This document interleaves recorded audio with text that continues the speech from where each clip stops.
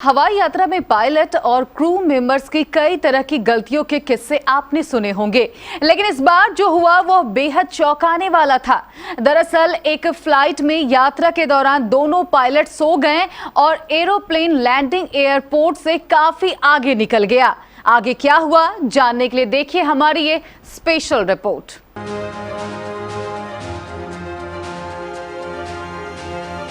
Driving करते वक्त हमेशा से सो जाना बेहद खतरनाक माना जाता है, लेकिन क्या हो अगर किसी एरोप्लेन के दोनों पायलट अचानक से नींद की झपकी लेने लगे। सोच कर ही आपको डर लग जाएगा। लेकिन ऐसा एक वाकया सूडान की राजधानी खार्तूम से इथियोपिया की कैपिटल सिटी आदिस अबाबा जा रही फ्लाइट नंबर ET343 में पेश आया है, जहां फ्लाइट के दौरान पायलट और को पायलट दोनों को अचानक नींद आ गई।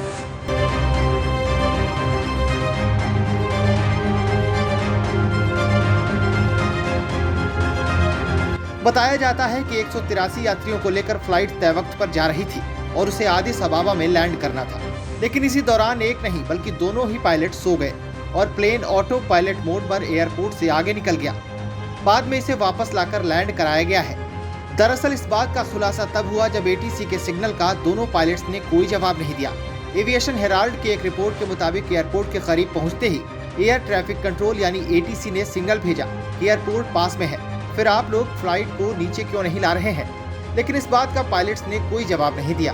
खास बात यह रही कि इस वक्त भी फ्लाइट 37,000 की फीट की ऊंचाई पर था। जब काफी वक्त बाद ATC को एयरक्राफ्ट के पायलट की तरफ से कोई रिस्पांस नहीं मिला तो उन्हें इमरजेंसी का पता चला।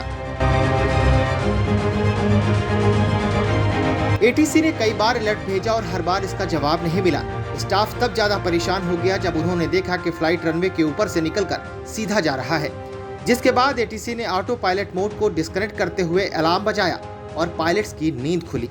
हालांकि इसके बाद प्लेन को वापस लाया गया और यह 25 मिनट तक हवा में ही रहा। सुकून की बात यह रही कि इस दौरान ना तो किसी को कोई नुकसान हुआ, ना ही कोई अनहोनी हुई। प्लेन ने सेफ लैंडिंग की।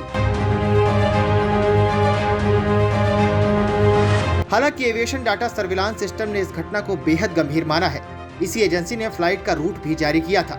एविएशन एक्सपर्ट्स ने माना है कि यह बेहद गंभीर घटना है, इसकी जांच शुरू हो चुकी है, नतीजे का इंतजार है।